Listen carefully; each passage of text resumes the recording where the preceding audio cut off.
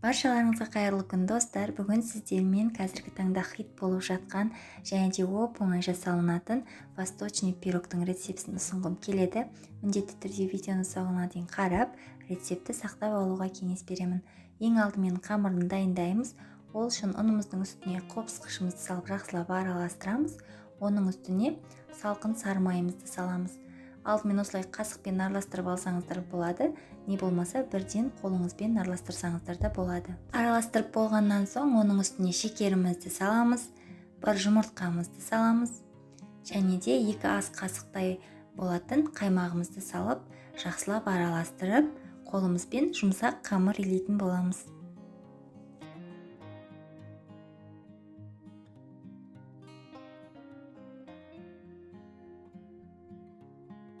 Көріп тұрғандарыңыздай біздің қамырымыз дайын болды. Осылай жұмсақ, бірақ қолға жабыспайтын болуы қажет.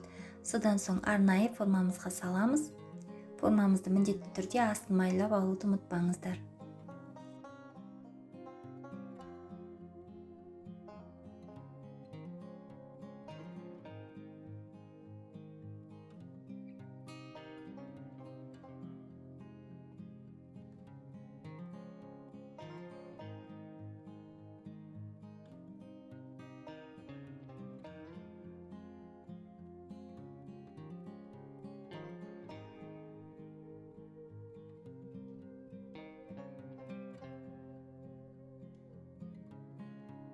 Қамырымыздың барлығын формамызға осы видеода көрсетілгендей етіп салып шығамыз.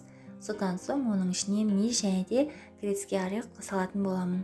Негізі әркім өз қалауынша салуға болады. Мен тек қана мейіз бен грецкий орехты ғана қолдандым.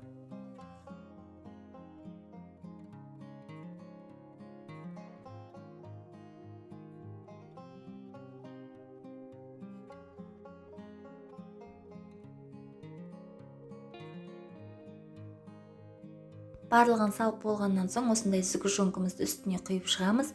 Содан соң қызып тұрған печкіде 180 градуста 20-30 минут қызарғанша пісіріп аламыз.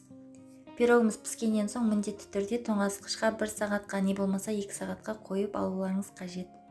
Көріп тұрғандарыңыздай пирогымыз дайын болды. Өте дәмді, сондай керемет болып шығады. Міндетті түрде жасап көріңіздер. Сіздерге ұнайды деген ойдамын. Негізі бұл пирогтың дәмі кәдімгі пахлаваның дәміне де келеді. Өте дәмді болып шығады. Егер видеоны соңына дейін қараған болсаңыздар, лайк басып каналыма тіркелуді ұмытпаңыздар. Сіздермен болған Әсел, баршаларыңызға рахмет достар.